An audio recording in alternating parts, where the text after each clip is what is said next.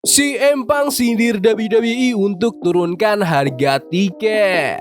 Brock Lesnar dan Obafemi lanjut berantem. ISO Speed ikut campur lagi ke urusannya LA Knight. Dan masih banyak lagi. Selamat datang di Extra Raw, di mana kita akan nge-recap dan nge-review episode Raw minggu ini tanggal 7 April 2026.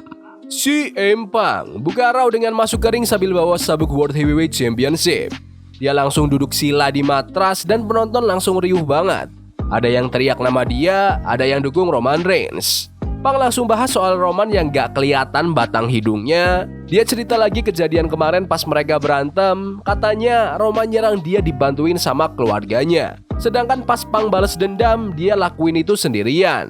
Pang tahu kalau Roman benci banget sama dia, dan dia bilang dia gak masalah dibenci asalkan dia tetap jadi dirinya sendiri yang asli. Sambil berdiri di atas meja komentator, Pang ngebandingin gaya dia sama gayanya Roman. Dia bilang kalau dia itu orangnya nggak ketebak, sedangkan Roman itu orangnya penuh kontrol dan dijagain terus. Pang negasin kalau dia dapetin posisinya sekarang lewat usahanya sendiri. Beda sama Roman yang menurut dia dapat enak karena koneksi keluarga doang. Dia juga sempat nyenggol masa lalunya di WWE dan bilang kalau Roman nggak bakal bisa ngatur-ngatur dia. Pang lebarin omongannya sampai bawa-bawa Pat McAfee.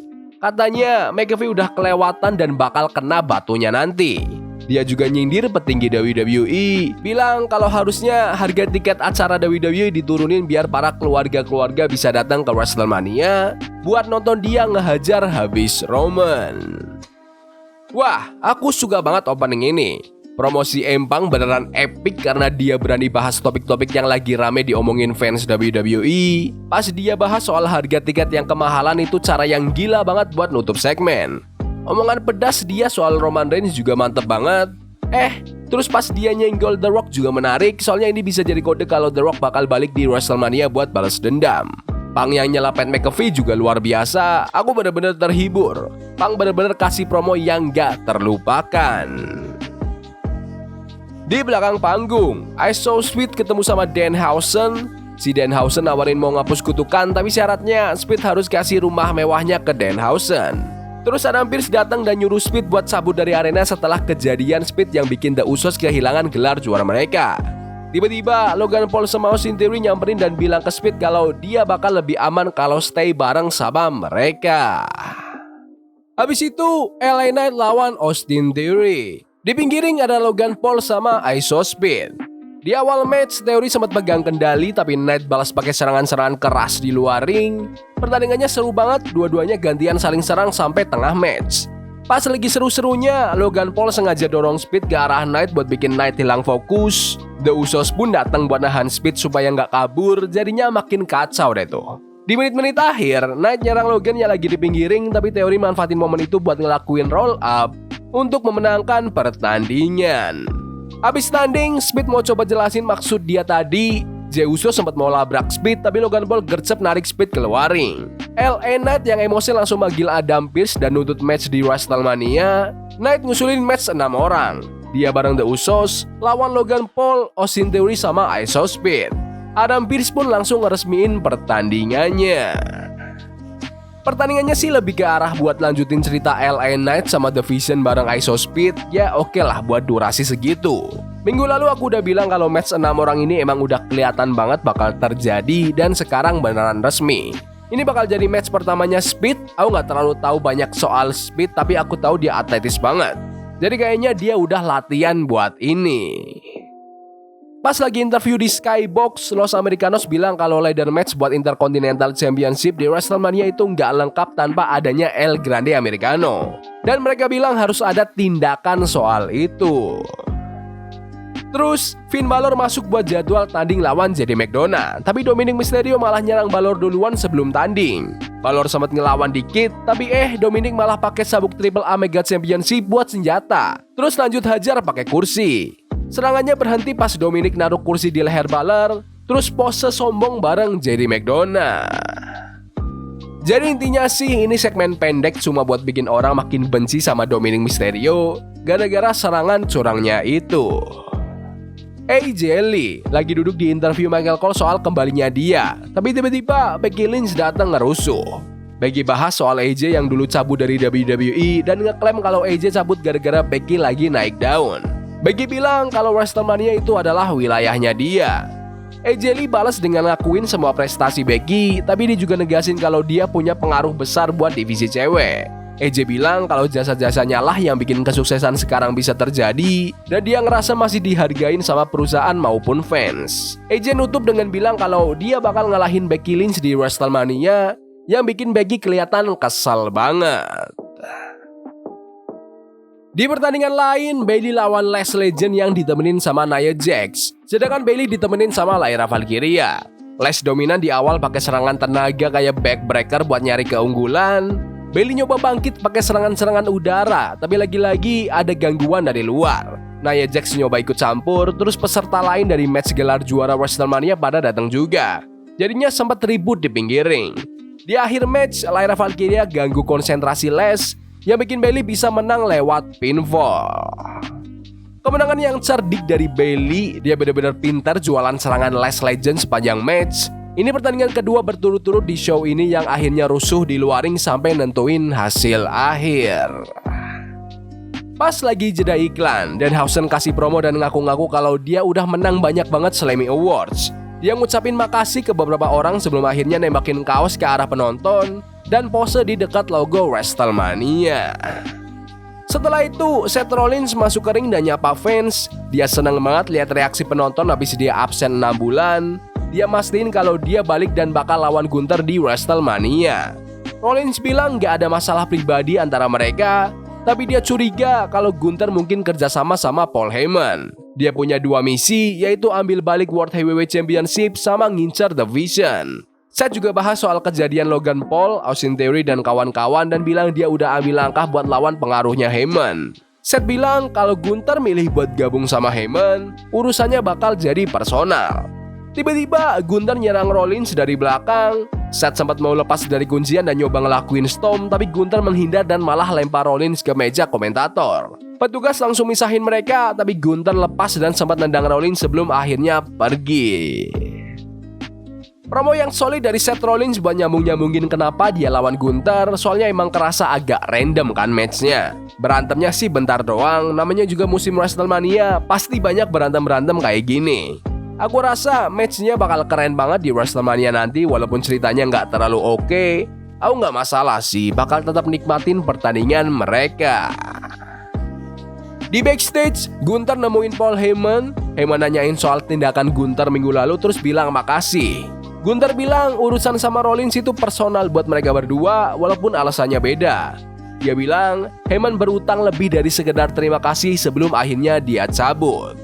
Terus ada video dari juara dunia wanita kita, Stephanie Fekir. Dia langsung ngomong ke Liv Morgan, bilang kalau dia siap berantem habis-habisan dan ngingetin Liv kalau dia nggak bakal menang sabuk itu di WrestleMania. Stephanie bilang dia mau bawa Liv ke tempat yang gak bakal bisa diikutin siapapun. Lanjut ke pertandingan 6 orang antara Penta, Javon Evans, dan Dragon Lee lawan El Gran Americano, Rayo, dan Bravo. Awalnya seru banget, banyak aksi lompat-lompatan dan kerjasama tim yang rapi. Mereka gantian masuk dan saling serang. Di menit akhir, semuanya pada baku hantam cepet banget. Dragon Lee sempat keluarin Styles Clash, tapi pinnya digagalin. Pas pindah keluarin terus balik lagi, Javon Evans keluarin OJ Cutter ke Bravo untuk memenangkan pertandingan. Habis match, Rey Mysterio join ke ring bareng Penta, Javon, sama Dragon Lee. Dia ngakuin Penta sebagai juara Intercontinental dan bahas soal ladder match di WrestleMania. Rey bilang dia absen tahun lalu gara-gara cedera, tapi sekarang dia umumin kalau dia udah diatur buat masuk ke match itu. Mereka semua akhirnya ngerayain bareng. Pertandingan yang temponya cepet banget dan banyak aksi sampai susah buat ngikutin, tapi aku suka apa yang mereka tampilin. Berarti fix ya, bakal ada 6-man ladder match buat gelar Intercontinental di WrestleMania 2 dengan tambahan Rey Mysterio. Aku sih oke banget. Tadinya ada rumor Rey lawan Gunther, tapi kayaknya Rey belum sembuh bener pas itu mau dibuat, soalnya Rey emang udah jarang tanding sekarang. Tapi aku seneng dia dapat momen WrestleMania lagi pas udah mau pensiun gini. Di belakang panggung, Bayley sama Lyra Valkyria bilang kalau penampilan mereka tadi itu baru pemanasan buat WrestleMania. Mereka niat banget mau menangin Women's Tag Team Championship dan pamer pengalaman mereka. Ada juga video Asuka buat Io Sky.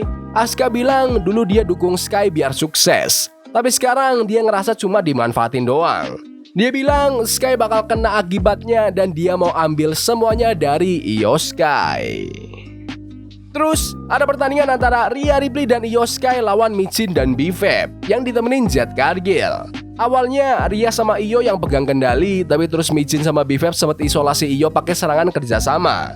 Terus Jade Cargill sempat ganggu Rhea pas wasit lagi nggak lihat. Akhirnya Io Sky bisa balikin serangan B-Fab jadi kuncian pin buat menang.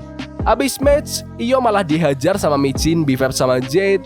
Rhea mau bantuin tapi ditahan sama Jade. Jade terus pakai kendo stick ke Io dan kasih jurus andalannya pas Rhea lagi ditahan. Ya oke lah buat match di TV biar Io Sky dapat momentum dikit. Michin sama B-Fab emang gak ada peluang menang sih di match kayak gini. Build up WrestleMania ini emang isinya serangan curang mulu di perseteruan Rhea Ripley sama Jade Cargill dan ini kejadian lagi. Finn Balor muncul di tempat gelap, bilang kalau Dominic sama Jedi udah bikin dia babak belur tadi. Finn bilang ada sisi lain dari dia yang sekarang udah bangun dan dia bakal insert mereka di WrestleMania. Di tempat lain, Judgment Day lagi diskusiin pesan Finn Balor itu. Jadi McDonald panik soal Rey Mysterio masuk ke ladder match tapi Dominic cuek aja. Terus Liv Morgan ngobrol sama Roxanne Perez, bilang makasih buat bantuannya kemarin. Tapi tiba-tiba Stephanie Furker datang nyerang Liv, dilempar ke peralatan panggung sebelum akhirnya dia pergi. Waktunya main event. Ada segmen tanda tangan kontrak di ring bareng Triple H sama Adam Pearce buat match WrestleMania antara Oba Wemi lawan Brock Lesnar. Sebelum mulai, Paul Heyman motong dan promosiin matchnya pas manggil Brock Lesnar buat masuk. Brock masuk ke ring bareng Triple H sama Adam Pearce. Terus Oba Wemi masuk dan dapat sambutan meriah. Pas Oba mau deket ring, Lesnar langsung nyergap dia. Oba balas dengan hantam Lesnar ke tiang ring. Mereka berdua lanjut berantem di dalam ring, pukul-pukulan sampai jebolin meja. Security nyoba misahin tapi mereka lepas terus. Sampai kursi-kursi pada melayang karena mereka saling lempar sebelum akhirnya benar-benar dipisah. Ini satu lagi segmen yang bikin penonton pengen lihat lebih. Soalnya dibangun kayak hal yang gede tapi cuma interaksi bentar doang. Kontraknya sih belum ditandatangani, tapi ya udah jelas kita bakal dapat matchnya di WrestleMania. Build up-nya kuat banget. Kali ini berantemnya seimbang. Aku suka sih, tapi aku juga ngarep Oba Femi ngomong dikit biar kelihatan makin pede. Menurutku sih Oba harus menang di WrestleMania dan aku rasa Brock Lesnar gak bakal keberatan buat bikin Oba kelihatan hebat. Segmennya oke, cuma pengen lihat lebih aja dari mereka. Oke, Raw yang bagus dan cukup menghibur, tapi ya belum bisa dibilang luar biasa banget sih. Promonya si Empang itu bagian terbaik di show ini. Aku emang suka segmen Brock Lesnar sama Oba Femi, tapi ya rasanya biasa aja karena kita udah sering lihat segmen berantem kayak gitu sebelumnya. Hampir semua show isinya buat promosi WrestleMania, jadi banyak match yang diganggu atau segmen berantem di mana-mana. Kualitas pertandingannya emang agak di bawah rata-rata, tapi soal build up WrestleMania-nya ya gitu-gitu aja tiap minggu karena jadwal tandingnya emang udah hampir fix semua. Tapi menurut kalian gimana Raw minggu ini? Bagus? Gak bagus? Komen di kolom komentar. Ya udah gitu aja video hari ini. Jangan lupa like dan subscribe ke channel ini karena gue pengen 20.000 subscribers di bulan ini. Tolong bantu. Yes boy. See you. Now is a game we play incognito. Forbidden fire on Nico. Bunny for love we can hold. I wish we were